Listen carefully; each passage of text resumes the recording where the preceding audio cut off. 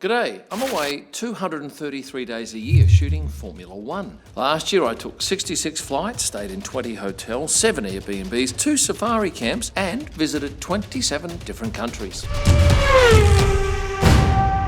Now, planning this level of travel is a huge exercise. In fact, I started planning for 2025 the moment the calendar was released back in early 2024. This year we have 24 races in 21 countries, and being based 90 minutes north of Perth in Western Australia means I do the most travel of just about anyone in Formula One. In 2024 I was in the air for 340 hours, probably another 120 hours hanging around airports, and all of that has taught me plenty. Almost all of my travel is done by me and my wife. Yes, with this much travel there is a tremendous propensity to muck things up, and I'll go through a couple of those cock-ups later in this video, but I've been pretty fortunate with my travels and haven't had too many dramas.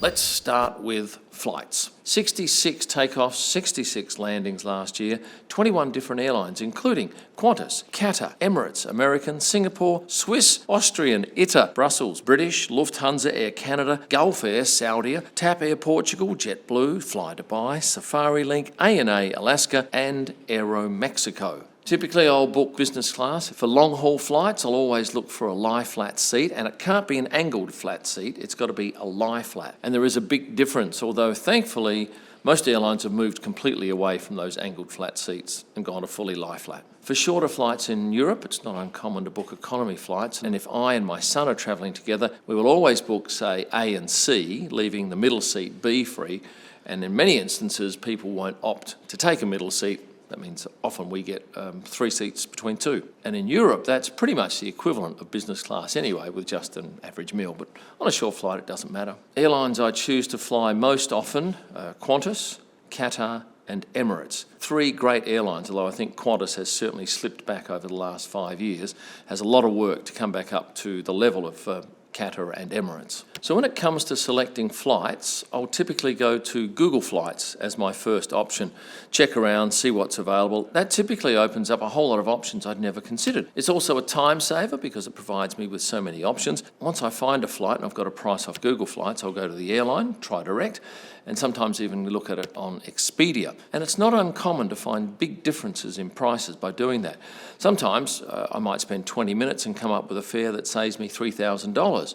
If you extrapolate that, that's effectively earning $9,000 an hour by just spending some time researching. When it comes to flying, especially when races are back-to-back, so we have a race on Sunday and I need to travel on Monday or Tuesday to get there by Wednesday night for my Thursday to Sunday next race, I need to take the shortest possible option. If I've got spare time, though, often opting for a routing that takes perhaps an extra 6 hours might save me a lot of money, in which case it's then a decision, do I want that money more or do I value my time more? I always check the aircraft we're going on because I want to know what seat. If you look at, say, Qatar Airways, they have a couple of different business class products. The one you want is the Q Suite. So I'm very cognizant of when I'm booking Qatar Airways that I look for flights using the Q Suite. Qatar is a good airline in so much as they'll say this flight is on Q Suite, although it's nothing stopping them to change the aircraft, but you've got to think that's probably a long shot. It's not the norm. For one flight this year, I had an option of Lufthansa, Swiss, and a couple of other carriers. And I remember that Lufthansa has a new suite coming out in business class called Allegris. And I managed to do my homework and found out that one particular flight had that suite, and I was more than happy to book that knowing I get to review a brand new product. Sometimes, and I don't know why, it's cheaper to book a return fare than a one-way. And I've had this on a number of flights. And initially, I thought, well, I'm not intending to do the return flight, so perhaps I shouldn't book it, but in the end, I book them. And I just don't take the return flight. And if you can book one-way business class, the one you're going to take, and the return flight in economy, you'll save even more. And I've a couple of times even rung up after I didn't take that return flight and said, look, I've had to cancel that second flight, can I get some money back? Sometimes they say no, but other times they've said yes and got a reasonable whack. But even if you just get the airport taxes and, say, the fuel levy back, it's worth making that call. Let's talk luggage now. I take a Samsonite Oyster, I think that's what it's called, and it's not the biggest size that they make, and I picked that because it's light.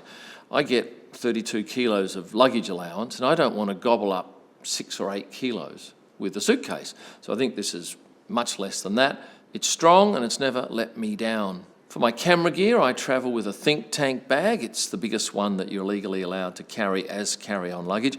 And I've been very lucky. I've never had an incident. Well, actually, there was once where they said you have to check that bag because it's too big. And it was too big to fit in the overhead locker, I think it was a small Embraer. But every other time I've had no problem at all. I also carry a camera lens over my shoulder and often my video camera rig, which I'm using here to film this video. All of my luggage, including the lens that I carry over my shoulder, have air tags on them, and that has been vital for finding luggage. I can tell you that I was going through Schiphol a couple of years ago. My bag didn't turn up on the carousel. I could see that it was at the airport, and I had a rough idea of where it was, but nobody could help me. So in the end, I put something up on my Instagram story saying, I know where my bag is, it's on the other side of this wall, but no one here at the airport is helping me. Then I get a message via Instagram from someone high up in the airport saying, where are you? And I said, well, I'm down here at Carousel 6. So the gentleman comes out, he said, I was in a meeting and I follow you on Instagram, saw your post, let's have a look, where do you think this thing is? He went and got it, I got my bag. Not the first time too I've been able to tell an airline where my luggage is. Let's talk frequent flyer points. I have quite a lot with Qantas and I use them mainly to go from Sydney to LA first class because my wife, being a Platinum 1 member, is higher than me. I'm a Platinum member and she can often request flights, so that's very valuable. Coming up this year, I'm travelling with Singapore Airlines on the Suite, courtesy of their frequent flyer program, and I can't wait to review that for you. I do take a number of flights using points on Emirates from Perth to Dubai and onwards, but I work hard to make sure I accrue enough points to be able to afford some of these first and business class fares. Now, before I get on to hotels, I want to run through my best flights of 2024. I will say my favourite was Emirates, first class, Dubai to Perth at the end of the season. It had been a long year. I've been in Kenya for 10 days shooting wildlife, and it was just a lovely feeling to get back on and totally relax. I also rate Emirates as the best first class that I've flown on. But as I said, I've not yet flown Singapore's The Suite or Etihad's The Residence. And coming out this or next year, both Qantas and Lufthansa have new first class products that I think might give Emirates a run for their money. Best business class? Easily Qatar's Q Suites. I flew it a number of times this year. It is so close to first class, it's not funny. Best value business class flight I took this year was with Air Canada. I flew Barcelona to Montreal return for $99 an hour in the air. And let me give you a comparison of the most expensive business class seat I found this year. It was with Etihad going from Doha to Abu Dhabi at the end of the year. 1 hour flight, $1,100 an hour. 11 times the price of what I paid for 16 hours in the air with Air Canada. Worst flight of the year? Didn't have one. You know, I often look forward to a really bad flight that I can review for you because people love the worst. The least impressive was probably Safari Link because it was a Grand Caravan Cessna, very squashy. But on the other hand, you get to sit up front with the pilot and watch him take off and land and be part of it. So no worst flight this year to report. Best airport? Tie between Dubai and Doha. Worst airport? Probably Nairobi. It's just very basic. Oh no, Miami. Absolute shocker with that video I did about the very tight connection. In fact, most of the US airports are not shocking, but they're uninspiring. Nothing like the glamour and the luxury of airports in the Middle East. Oh, and Schiphol is my least favourite when it comes to baggage. Almost every year you wait forever. It's like a bus terminus. Best crew? I had some lovely, memorable moments with the crew on board a Qatar flight. One young lady, once the flight had taken off, I went up and had a chat with them in the galley. She comes straight up to me, she says, do you know Franco Colapinto? And I said, I know Franco very well, I've photographed him. Oh, I love Franco, and we chatted for ages about Franco. Then again, I've had a couple of instances, one with Qantas this year, where the person serving me took exception to me asking her to wait for 5 or 10 seconds so I could turn on a camera so that when she put the meal down on my table, I could video it. She'd tut and carry on. I thought, my gosh, all I'm doing is telling people about your great airline, which wasn't that great that trip, and she was getting all surly. But still, you can get that with any airline. Cock-ups, yes, I missed a flight this year. I thought the flight left at 4 p.m, it left at 1 p.m. I was still sitting in my room at noon. Yes, disappointing. Had to find another route, but in the end it just cost me a little bit more money and I got to where I was going to go. And one other thing I neglected to tell you about, that if you are going business or first, make sure you ask for an amenities kit, because often if you take a day flight, those aren't offered as a matter of fact. They've got them on board, but you just have to ask for it. And depending on which airline you go on, it's worth asking for it. Both Qatar and Emirates have cents on board. I mean, this sort of thing. And that alone is probably worth about $40 just for that cent. Let's go now to hotels. I stayed in 20 this year. I normally book through hotels.com. I like the fact that it's all there in front of me and I can go there and see my bookings in order. I book cancelable in almost all instances. And sometimes when we get closer to a race, I find that the rate has actually dropped. So I can then cancel my old booking at the higher rate and rebook at the lower rate. And sometimes I'll just need to change hotels for a particular reason. What do I look for in a hotel? I want it to be classy, reasonably close to the track, have a social scene, because we get so few hours where we're not working. So when I come back to a hotel, I want to ideally have a shower and come downstairs perhaps and have a social scene there, or at least a restaurant or a bar that you can chat with people. The best hotel I stayed at this year, easily the Palazzo Tangara in Brazil, Sao Paulo. Most of the drivers stay there. It's a classy property, but almost impossible to get a reservation. And I'll go through a little bit later how you might get reservations at these hard-to-get hotels. Best service, the Mandarin Oriental, get this, in Miami. Who would have thought US had the best service in a hotel? It was standout. Great training, obviously, lovely property, and just a joy to be served. Worst hotel? Nothing bad, but the media hotel we use in Japan is very tight. The rooms are about 14 square metres. They have a drop-in bathroom, a three-quarter size bed. It's nothing special, but the joy is the media shuttle bus picks you up from that hotel and drops you at the media centre. So that's invaluable. Best place for choices of hotels that we race at? I think Singapore.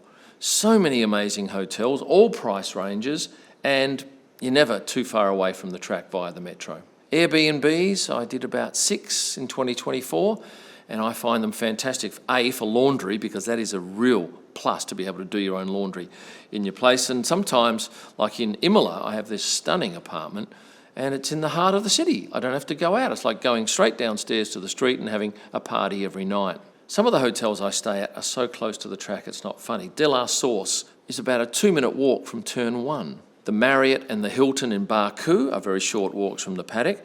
The Ritz-Carlton in Singapore, very close, as is the Hyatt in China. Shangri-La Jeddah, amazing hotel, crazy money though. Fairmont Monaco, a little bit of a walk to the paddock, but right on the track.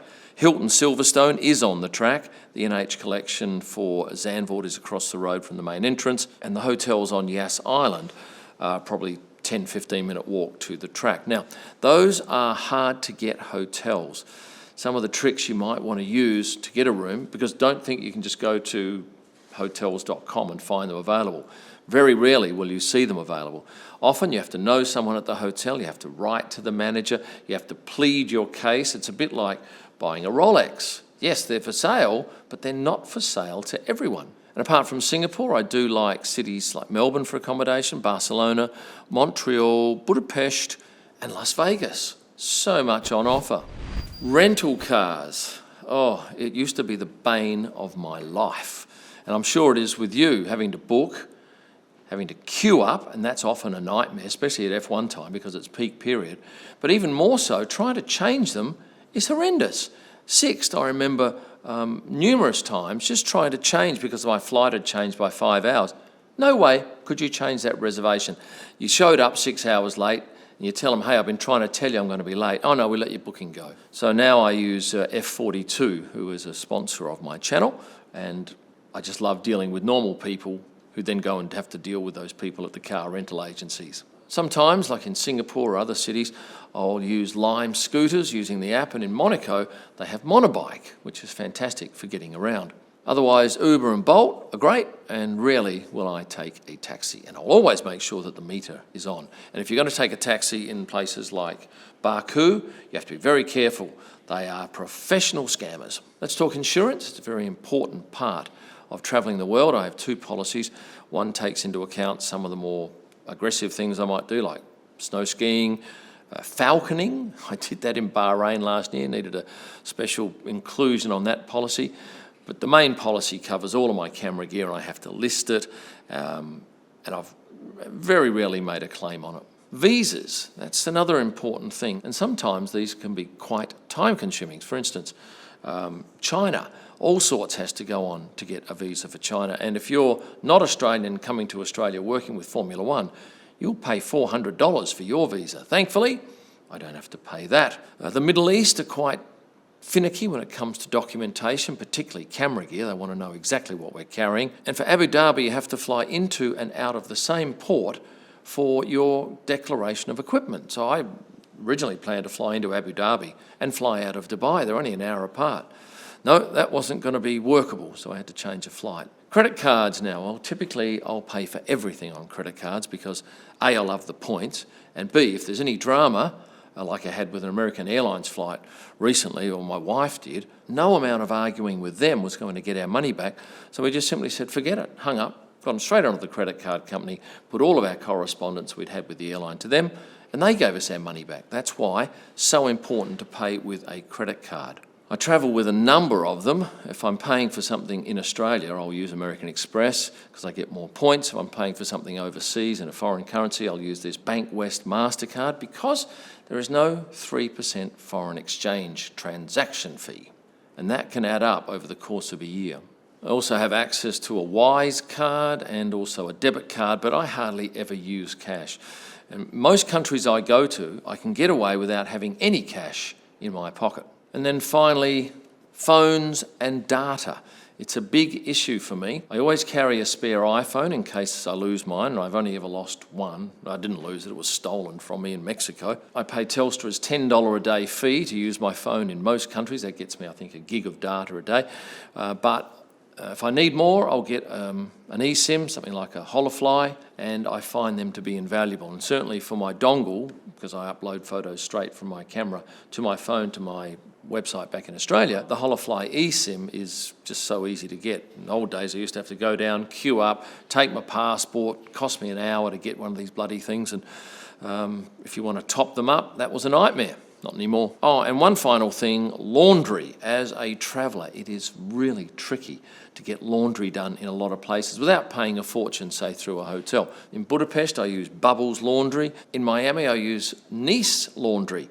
And I'll drop it off in the morning and pick it up on the way back to my hotel at night. Japan, they have a washing machine in the laundry in the media hotel, which is handy. In Austin, I use an app called Laundry Heap. And in Abu Dhabi, Washmen. I hope I haven't left anything out that you were curious about, but travelling this much means that I get a pretty good idea of what works and what doesn't. This is my 8th F1 season now, and I'm happy to share all of these secrets with you. And a reminder that yes, you can get my F1 Super Size Special Edition 2024 yearbook that's 4 kilograms and 100 pages, or the smaller one here, which is just 25 pages, and you can get them at kimellman.com along with my 2025 wall calendar. Only one thing to say, thanks for watching. And stay passionate.